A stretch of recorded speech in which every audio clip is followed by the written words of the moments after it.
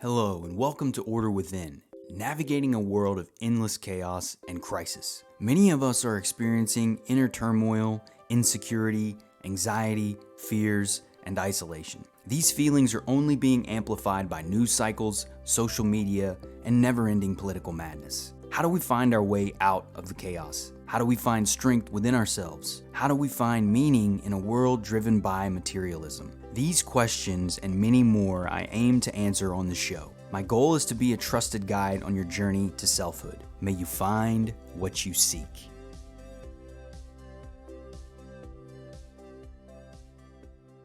Hello and welcome everyone. I'm your host, Brandon Ward, back with another episode of Order Within. Episode 65 today. Today's episode is called The Practice of Virtue, a Universal Pursuit. So last week's episode covered virtue signaling and performance-based virtuous living, which is effectively portraying virtue without actually being virtuous. We covered why that's problematic for our society, the divisiveness that it can create, the tension that it can create, and the lack of trust that it creates in our society. This week's episode is a bridge from that one to today, and we're going to talk about the practice of virtue. So what does genuine virtue look like? And we're going to explore this by discussing a variety of world religions and philosophies. I'm going to talk about common virtues within those religions and philosophies, and then focus in on a few key common virtues that exist across the multitudinous religions and philosophies. And the purpose of this is to really understand, what does virtuous living even mean? What does that mean to each of us, and how we can define that, and how we can make that pursuit one that's something that we dedicate and commit our lives to, and why it's so important to doing that. So there are universal values and virtues that exist in a variety of religions and philosophies. And it's important to note here that when we're looking at virtuous living, how it impacts our personal growth, our moral development, and fostering a more harmonious society. And the reason that is because, one, living virtuously is a choice, and it's a hard one. Society is pushing us consistently towards a path of self-interest. Now, we're all interested in ourselves and looking out for ourselves. We all have needs.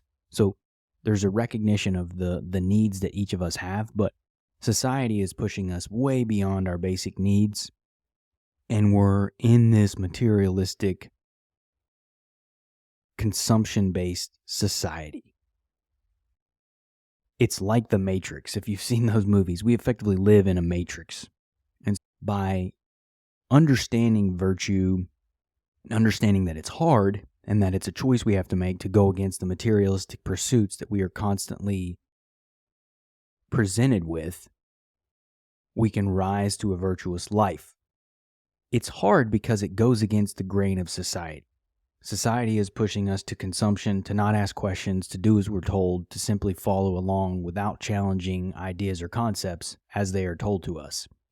That's very difficult for many of us, is to go against the grain of society, challenge authorities, challenge cultures, and challenge the way that we live as individuals. That is a very difficult path. And it's far easier to fall in line with the way that life is being proposed to us than it is to live a virtuous life, to develop and cultivate these skills and these virtues within ourselves. It's far easier to just simply go along with things the way they are. So that's why this is difficult and challenging for us. And that's also, though, what makes it so valuable. Because the path to strength is one of resistance. We become stronger and more powerful by experiencing resistance in our life. And we can become inwardly strong and self-strong, soulfully strong, by living a virtuous path, because it requires internal discipline and choice to make, to go against the grain of things. That creates resistance within ourselves, and that carries and builds this incredible knowledge and experience that we can carry with us beyond this life towards our path of becoming universal beings. So We're going to talk about the overview of virtues. We're going to look at virtues across traditions. We're going to look at those universal virtues. We're going to look at cultivating virtue in our life, and then we're going to wrap the episode. So I want to start with an overview of some of the religions and philosophies that I'm pulling from here and point to some of these virtues that exist within these ideologies. So the ideologies that we're looking at are Christianity, Buddhism, Hinduism, Islam, Taoism, Confucianism, Stoicism, Aristotelian ethics, Platoism, and Judaism. So Christianity focuses on 7 virtues. The traditions are faith, hope, charity, or love, prudence, justice, fortitude, and temperance. Now, I'm going to share some examples of these in a bit about the specifics for each culture, give some examples of that. We're going to dive deeper once we get into the universal virtues here. Buddhism, the purpose of this, though, is to show that our objective is to become universal beings, and therefore we're incorporating all of these pieces from a variety of philosophies and religions around the world. It also highlights the commonality that exists within all of these religions and philosophies. We're a lot more alike than we are different. And the same is true for our religions and philosophies. And so I want to highlight that because it's very important, no matter what you may resonate with. The point is if you resonate with a specific religion or ideology, there's still common virtues and common ground in all of these beliefs that we can all build from. So we just covered Christianity. I'm going to talk about Buddhism as well. So the Buddhist tradition emphasizes virtues like compassion, mindfulness, wisdom, patience, generosity, and equanimity. Hinduism, the Hindu tradition has virtues like truth, satya, nonviolence, ahimsa, righteousness, which is dharma, love, prema, and self-restraint, brahmacharya. I'm probably messing these words up in their original form. So again, more virtue, more connection here. I'm going to talk about the commonalities here. We're moving on to Islam. The Islamic tradition emphasizes virtues like honesty, humility, patience, gratitude, forgiveness, and generosity. Taoism, the Taoist tradition emphasizes virtues like simplicity, patience, and compassion. Confucianism, the Confucian tradition emphasizes virtues like filial piety, righteousness, loyalty, benevolence, and wisdom. Stoicism, the Stoic tradition emphasizes virtues like wisdom, courage, justice, and temperance. Aristotelian ethics, the Aristotle's perspective and ethics emphasizes virtues like courage, temperance, liberality, magnificence, magnanimity, and patience. Platoism, Plato's Republic, emphasizes virtues like wisdom, courage, temperance, and justice.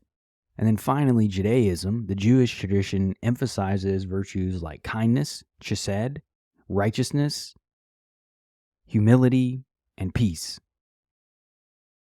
I don't want to mess up the language, the Jewish language there. I'm not going to do that. I'm going to butcher it. I'm not even going to do it. And then so that's a lot of different virtues across 10 different religions and ideologies. These are the most prominent ideologies around the globe in terms of religions and philosophies. Probably could have threw a couple more in there, like Wiccanism maybe, Gnosticism, maybe another one too. But that's 10 big religions and philosophies that share virtues and have a variety of virtues across their belief system. So virtue is inherent in all of these philosophies, and a lot of this is the whole point of becoming religious is that you're committing to those virtues, you're committing to that path, and the religious structure can give you support and help along the way to continue to live a virtuous life, because virtue living is not easy. That's why it's also so valuable, though. But the common virtues shared among these traditions, there's a variety of them, but the 5 that I highlight here are compassion, wisdom, justice, temperance, and patience. So we're going to get into that in more detail here in a moment, but just at a high level, those are the 5 common virtues that span across a wide variety of religions and philosophies. So there's universality to these pieces, and to me, that's cultivating that universal citizenship that we're all striving towards. Not all of us, but in my mind, that's the ultimate aim for us as humans, is to become universal beings. How do we reach a heightened state of existence? How do we incorporate our animal nature with our spiritual nature?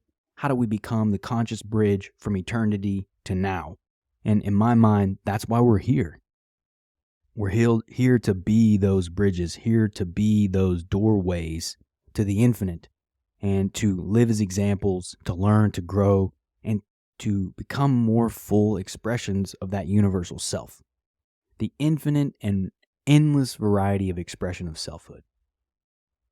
But now we're going to look a little more into some of these traditions, some of their meanings and significance in each of the different religions, and talk a little bit about that. So first, thinking about Christians. Christians practice faith, hope, and charity through acts of devotion, prayer, and helping others. So that's a huge component of the Christian faith and the Christian religion, is that you're going to be faithful, hopeful, and charitous through acts of devotion, prayer, and helping others. So that's a guiding principle. Those are large guiding principles in the Christian faith. Now, whether you're Christian or not, you can absolutely benefit from those values by incorporating those virtues in your life, by being devout, by being prayerful, and helping others. You're helping your human brothers and sisters. Whether you're religious or not, you can't deny the fact that we are a human family. We all exist here and have come from the earth. We come from the same material, the physical material that we are made up of. All of us are born of the earth who are living today. So there's a connection to us. Whether you believe in the life beyond that or not is up to you. But there is absolutely a connection between all of us that can't be denied. Now, Buddhists practice patience, generosity, and equanimity in their interactions with others and their approach to life's challenges. It's interesting because patience, generosity, and equanimity. The patience piece is huge in the Buddhist philosophy, as well as generosity, being kind and caring towards others. If you are wealthy or abundant in your life, being generous to others and being kind to others, treating them with respect. And that last piece there, equanimity. Treating each other as equals, treating each other as companions in life, being kind to one another because we are on the same playing field. We all come from the same source. And again, whether you believe that is material or beyond that, the reality is that all of us come from the earth, and there is an equity to that, an equal quality to that all of us carry. We all bleed red, right? We all have these same organs, and for the most part, there's obviously some people that are born with or without things, but the majority of us come into the world the same makeup, genetic makeup, and it's ours to work with in the world. Now, Hinduism leverages how they discover how truth is practiced, satya, is practiced through honest speech and living in alignment with one's inner values. And they also explore how self-restraint is practiced through moderation and self-control in various aspects of life. Again, very high value, high quality virtues to pursue, being honest and truthful in your day-to-day lives, honoring your inner life with your external world, so ensuring that your inner values are aligned with your speech and the way you're interacting with others, and then restraining ourselves through moderation and self-control and not allowing our desires to consume us, which is what so much of that happens in our world today, is we are consumed by our desires. Now, Islam leverages humility and leans into humility, and is expressed through acknowledging one's dependence on God and treating others with respect, that same commonality that comes from all of us as children of God.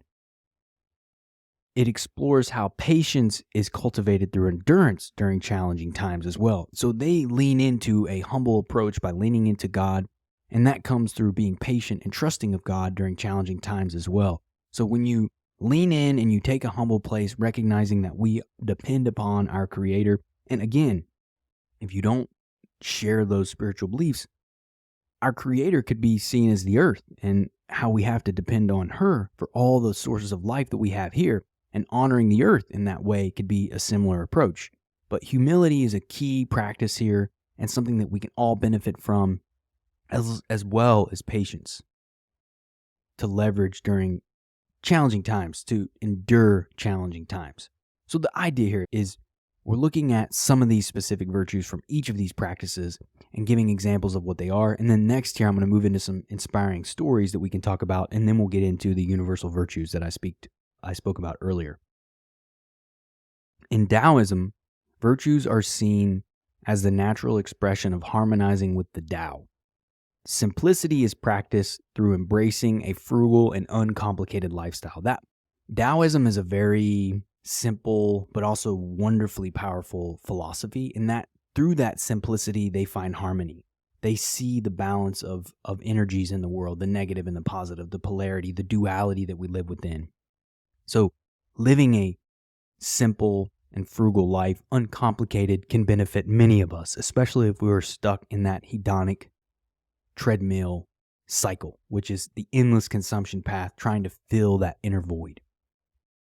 Now, virtues in Confucianism are focused on ethical conduct and harmonious relationships. Righteousness is upheld through acting in accordance with moral principles.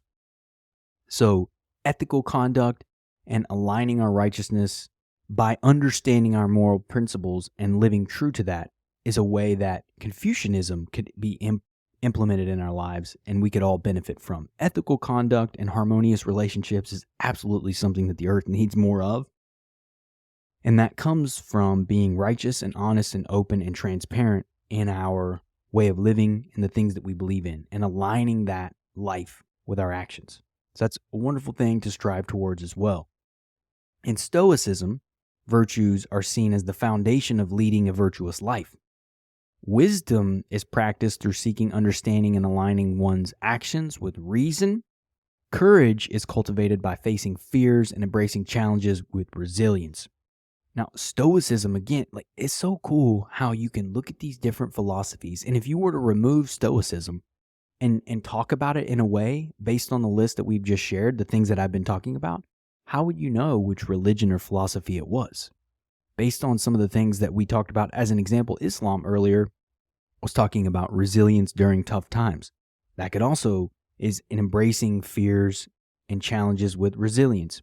And in an Islamic perspective, it's driven by faith, but being strong and patient in challenging times. Whereas Stoicism looks at this as being resilient and facing our fears by embracing resilience.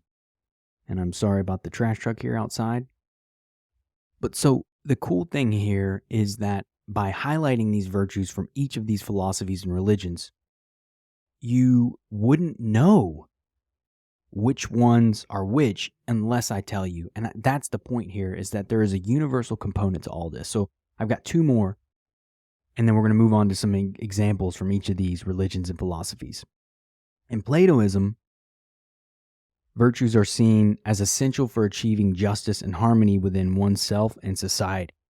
Wisdom is pursued through seeking knowledge and contemplating the true nature of reality.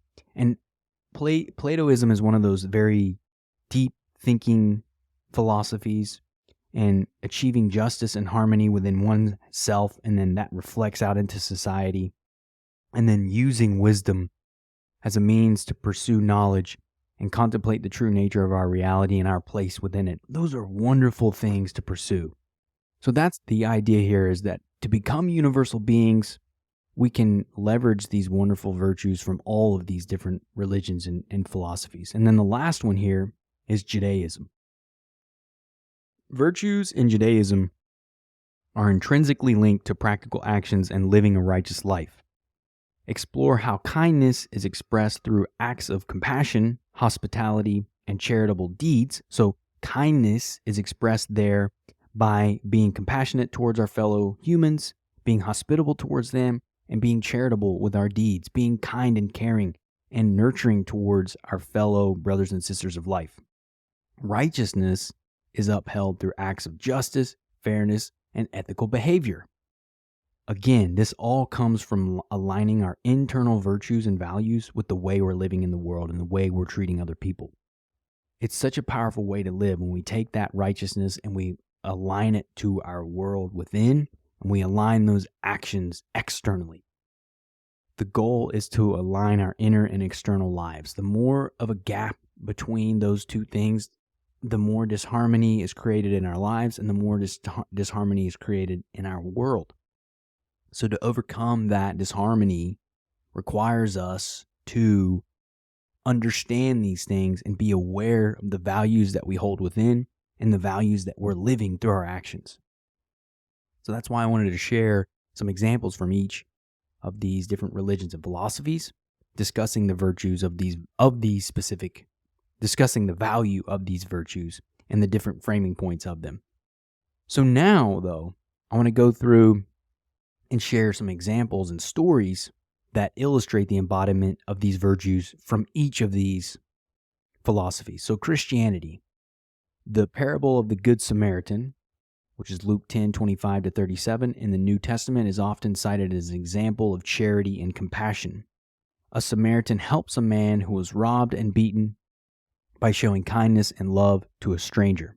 And ultimately, Christ is the ultimate example in that religion, the way he lived his life, the way he treated others, the way that he was always kind to the lowest of low in society. He viewed everyone as a brother and sister of life, as a spiritual family.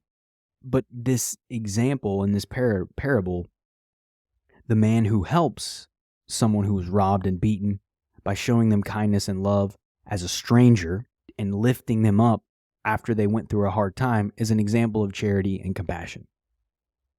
In Buddhism, the story of Buddha giving away his possessions, including his kingdom and even his children, to understand the naturing of suffering and to attain enlightenment, is an example of compassion and generosity.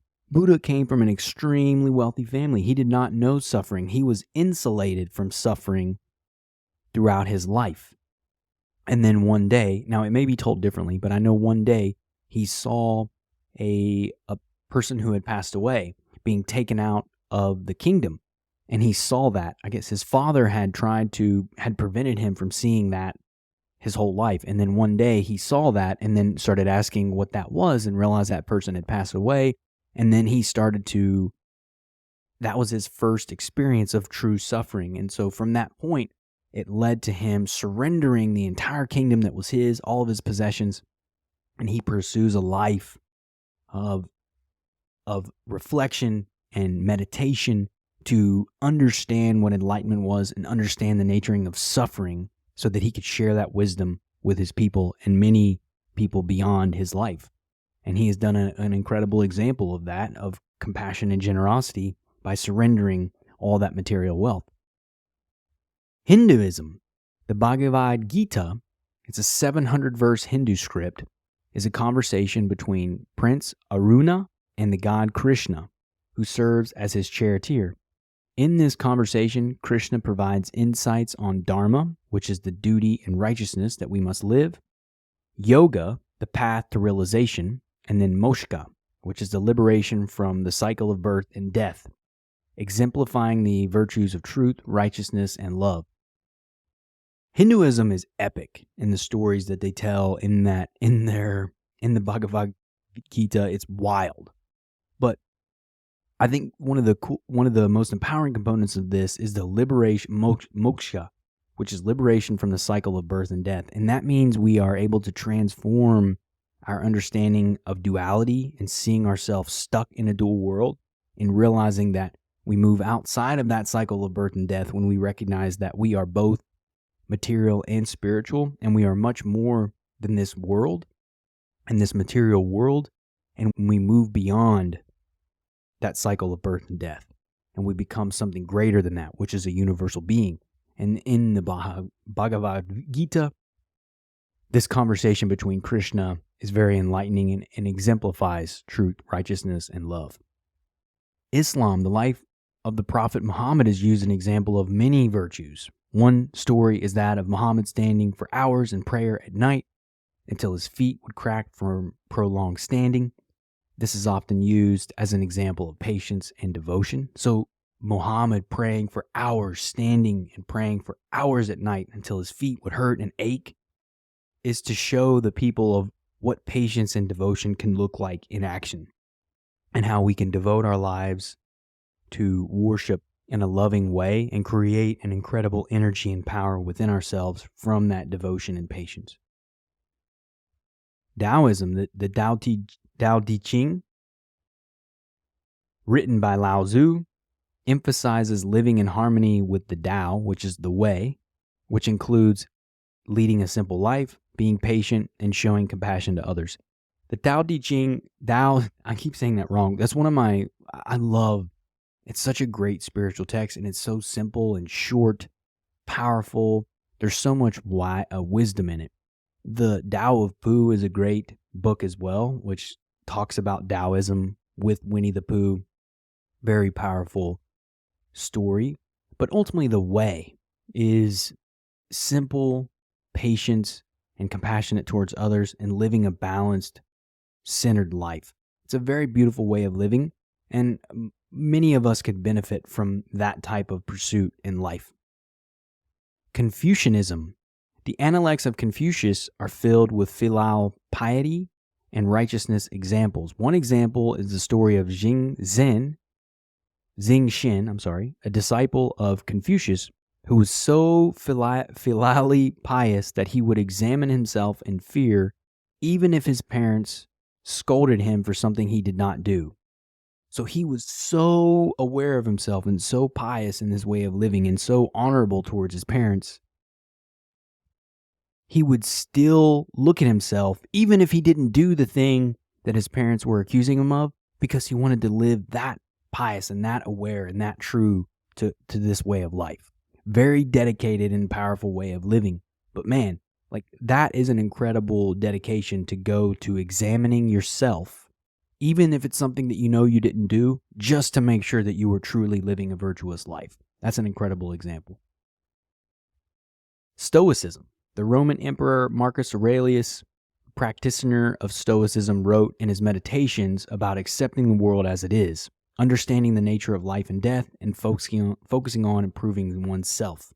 All examples of wisdom and temperance. Stoicism is always something that I've been drawn to, and I think there's a lot of that is because it's a very logical philosophy. It's very much facing the world as it is, accepting the world as it is. All of us can benefit from that. Accepting the world as it is and what we see in front of us.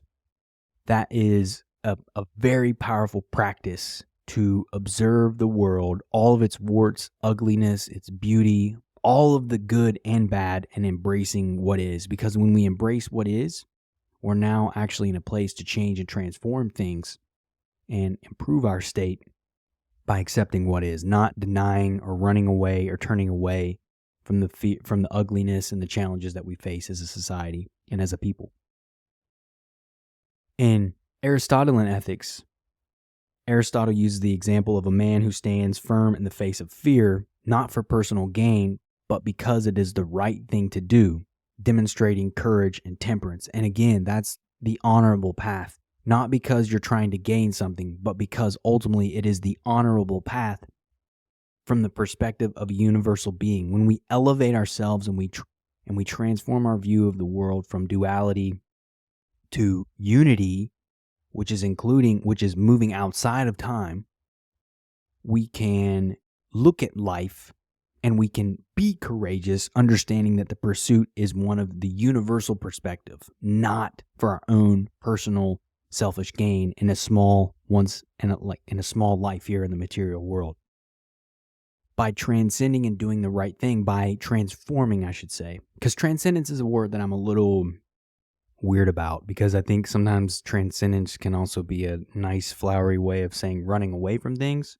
And I don't think we get away from anything. We have to transform it, and we do that by hitting things head on. And I think facing our fears, not for personal gain, but because it's the right thing to do, is an incredible motif to live by. And Aristotle taught that in his philosophy. Now, Platoism, in Plato's Republic, the allegory of the cave is used to illustrate the virtue of wisdom as it depicts the journey from ignorance to knowledge. Now, the story of the cave is there are people who are stuck in the cave, fascinated by the images on the wall, not realizing that there are people behind the wall creating those images and keeping us fascinated by the shadows on the wall instead of the world that's outside of the cave. Everyone is stuck in the cave, and they're enthralled by the illusions, by the reflections, the shadows that are being cast onto the stones by the ruling class, by the hidden rulers, instead of going out and saying, wait a second, that's just a reflection. That's a shadow. I want the whole world. I want to see what life fully is. And that's exiting the cave. So when we journey to wisdom and we remove our ignorance, it's by embracing what is and also recognizing the illusions that we've accepted. And part of that is realizing that the world that we're living in is an illusion in some facets, and that we are experiencing a world that's not the true reality. It's a reality that's imposed upon the infinite reality. This allegory of the cave reflects that journey, and that journey from ignorance to wisdom and journey from ignorance to knowledge and the virtue of wisdom. It's a great story. And then finally, in Judaism, in the Jewish tradition, the story of Abraham arguing with God to spare the city of Sodom, Genesis 18:16-33, is often seen as an example of righteousness and justice. Man, you want to talk about being a righteous and just character. Abraham arguing with God. That's insane to think about. Arguing with the Creator, taking that stance, taking your position of what you believe to be right and just in order to save your people, in order to spare the city and the people that you care for. That takes a tremendous amount of strength and power and courage to live that way, to stand up to our Creator in that sense. And it's a great example of righteousness and justice in action. So those were some specific examples from the traditions that we discussed, how those virtues could be exemplified in some stories that are common in the variety of stories and examples throughout those philosophies and religions. But now we're going to move into the universal virtues and talk a little bit more about this. The 5 that we covered are compassion, wisdom, justice, temperance, and patience. These are all very common across the spectrum there. And we want to look at how these virtues can serve as a guiding principle for individuals, regardless of your religious or philosophical backgrounds. And it points to what I've been discussing and mentioning throughout the show, is this concept of becoming universal beings. Virtues, religions, philosophies are all just trails, crumbs to take us back to our center, our source. And that source is the universal spirit and essence that lives in all of us. That's what drives each of us. It's what creates the world that we live within. And it's the call that we all feel pulled towards from within. So these virtues allow us to become universal beings. When we live with compassion, when we seek wisdom and justice and temperance and patience. So those are all representing balance, harmony, managing the polarizing elements of reality, the dual world that we find ourselves in. When we can master these things, we become truly universal beings. And so leveraging compassion, wisdom, justice, temperance, and patience in our life is a means to become universal beings. It's also answering a higher calling through virtuous living. Virtuous living is not for everyone. It could be, and it's there for everyone, but it's not for everyone. Not everyone will choose this path, and that's what makes it such a beautiful thing, is that it's our choice to answer this call to live a virtuous life. We can turn away from the call, but fulfillment, glory, power all comes from those who answer the call of virtuous living. And that's what I encourage you. That's what I'm doing with my life. I'm doing the best that I can to live a virtuous, universal being type life. That's what I want from you. That's what I want for my own life. And that's what I want to see the world move more into, because it's a higher calling, and it's going to be incorporating that universal energy that is birthing itself now on earth. And the greatest pursuit is the pursuit of self-mastery, because ultimately that change, that power, that force that lives within each of us is generated from the pursuit of self-mastery. The self is the spark of creation. It's the spark of our Creator. All of us carry the essence of our Creator within us. So when we master ourselves, we are cultivating that energy and that power of our Creator in our own lives and allowing it to manifest in the infinite ways that it can. Self-mastery allows us to live unique, individualized lives built and expressed from the place of spirituality, our Creator that lives within each of us. Self-mastery enables that. And it's not everyone being the same. Self-mastery will be unique to each of us, but the components of self-mastery, managing our mind, reflecting on our thoughts, managing our emotions, managing our desires, understanding what is true and what is falsehood, what we truly desire and what we do not desire, the values that we hold that matter to us and the values that were given to us that we do not care for. All of that goes into mastery of self, but it's different and unique for each of us. That's the beauty of it. And then that leads into that next point, which is the spark of creation is within all of us. This is what cultivates that power. We all have this power within us, and it's our choice to cultivate it. That's the beauty of this. We are not required to do this. It is our choice. Free will is what makes this so unique. If it wasn't a choice, it would not be rewarding. It would not be virtuous. It would not be useful.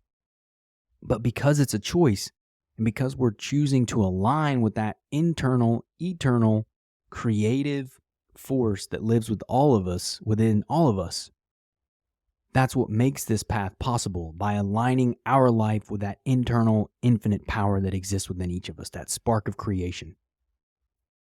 And this is how you ultimately become an elite being, a being of universe and life, of strength, of heart and mind and spirit. That is what creates the true elite being, the masters of the universe.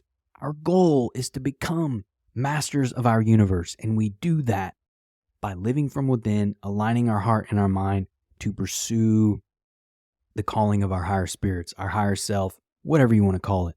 Because at the end of the day, y'all, spirit is our reality. Energy, that spiritual world, is our reality. Whether we want to believe it or not, that's up to us.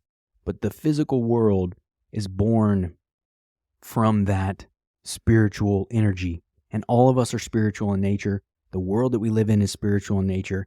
Everything that we see and experience is a reflection of that infinite spiritual reality that we're a part of. So recognizing that is key on our path of growth and evolution. I'm sure you can get an idea of why this is relevant and important in living true to these virtues and in contemporary challenges and building a more virtuous society. By living this way in our own lives, we create a more virtuous society. So through practicing these virtues, individuals nurture our own moral character and contribute to a more virtuous and harmonious society. It all starts within us. That's what's so powerful about this. If each of us on the planet committed to living a virtuous, self-masterous path, the world would transform. And it would happen one by one because we would be aligning with that energy within. We'd be allowing its unique manifestation and expression of selfhood into the world, and things would become and created and born that we can't even fathom. Transform the world that we live in. It would be incredible. That's what we are striving towards. That's the aim, is to live true to these virtues so that we may create a more harmonious and virtuous society. It all begins within us. The more virtuous we become, the more virtuous the world becomes. All the power resides within us. That's the key thing that you must know. And that's because you have a spark of creation within you. We all do. That is your higher guidance, your higher wisdom, whatever you want to call it. The spark of your soul, the spark of your creator, our creator, it lives within each of us. And that's where we cultivate our power. So now looking at cultivating these virtues, practical guidance on how we can cultivate these virtues in our own lives. And we're going to focus on those 5 common virtues: compassion, wisdom, justice, temperance, and patience. And so in order to do that, it starts with 1, living authentically to who we are. And that begins with compassion for ourselves, for the challenges that we face, the hurt that we may feel, the pain that we carry around us. That's being compassionate towards the good and the bad within ourselves. So living authentically connects with compassion. That's also where wisdom comes from. Wisdom of self comes by living authentically to who we are and from within ourselves. And from that, a sense of justice is born. Understanding from the self that there is a justice, there is a just way of living and treating one another when we connect with who we are from within. And again, your temperance, the type of temperance and energy that you bring, will express itself authentically when we connect with who we are. But knowing that temperance, is it powerful? Is it mild? Is it mellow? Is it balanced? That's that component of it. is understanding our temperance and being like, I'm a high energy guy. I have a lot of force with who I am, but balance is critical. That's where temperance comes into play. And then ultimately, patience layers into all of this.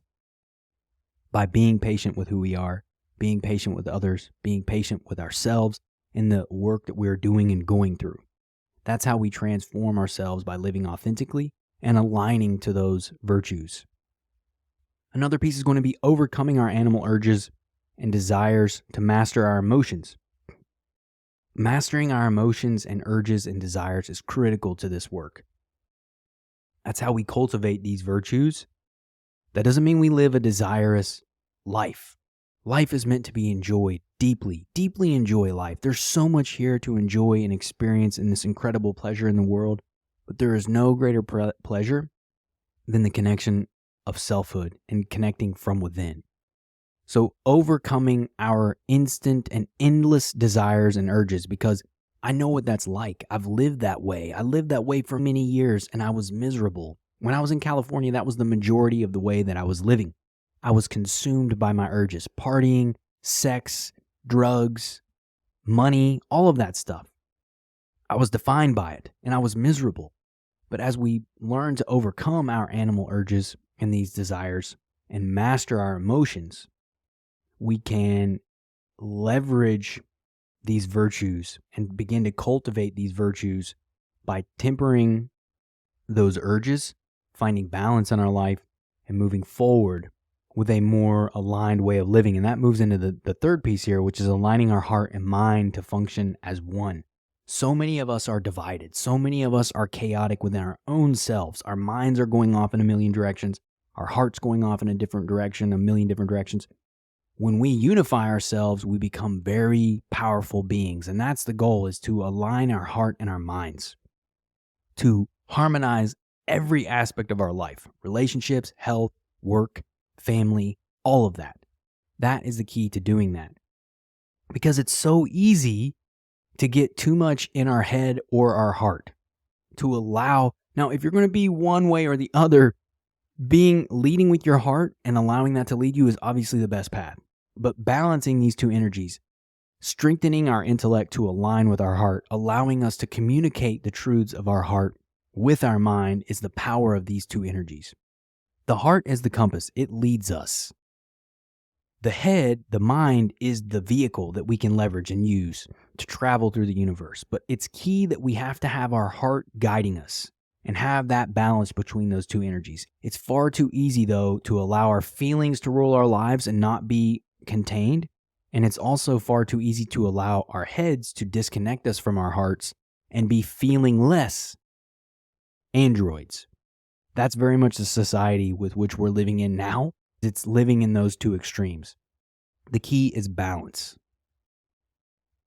And so the goal is, from my perspective, and what these ancient wisdoms and traditions are telling us, is to become deep feeling and thinking individuals to claim our universal citizenship.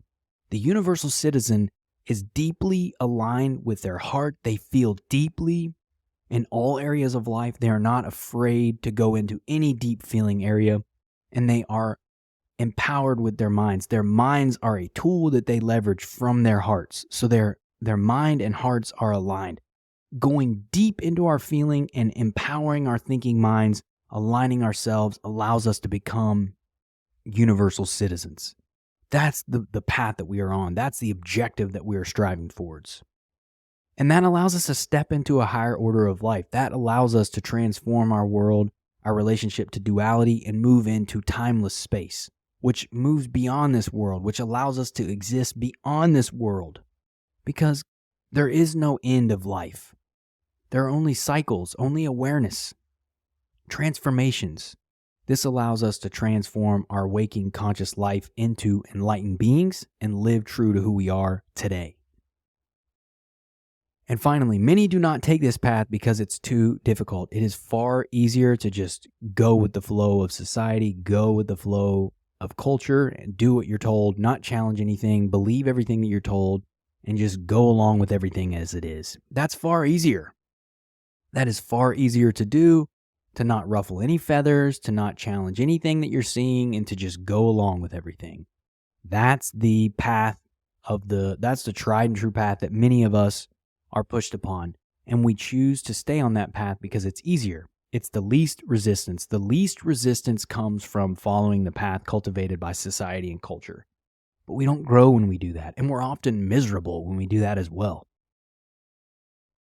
That's why focusing on yourself and the virtue within to build a more meaningful and loving world is critical.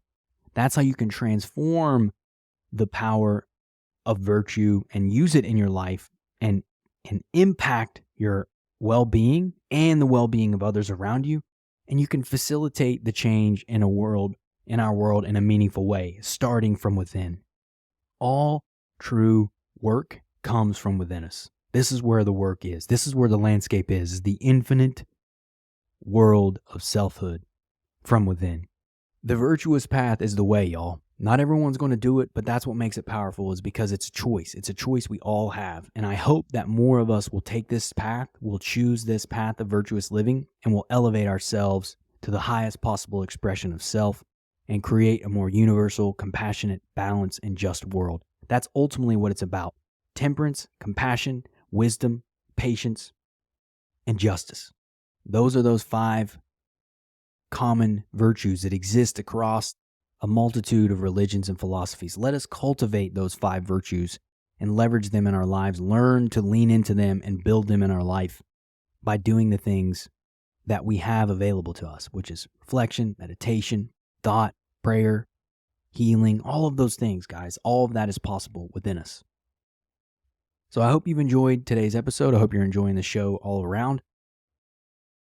Embracing this virtuous path is the way out of the chaos, developing a more moral, just society, a more harmonious society. This is the path out, y'all. This is the way we do it. Let me know if you have any questions or thoughts. I'd love to hear from you. You can hit me on Twitter at Brandon Lee Ward. You can hit me on LinkedIn at Brandon L. Ward. And I've got a website, brandonleeward.com. So with that being said, until next time, y'all. Thank you for listening to Order Within. If you found the episode helpful, please consider sharing, rating, and subscribing. New episodes will be released every Thursday at 11 a.m. Eastern Standard Time. Until next time, y'all.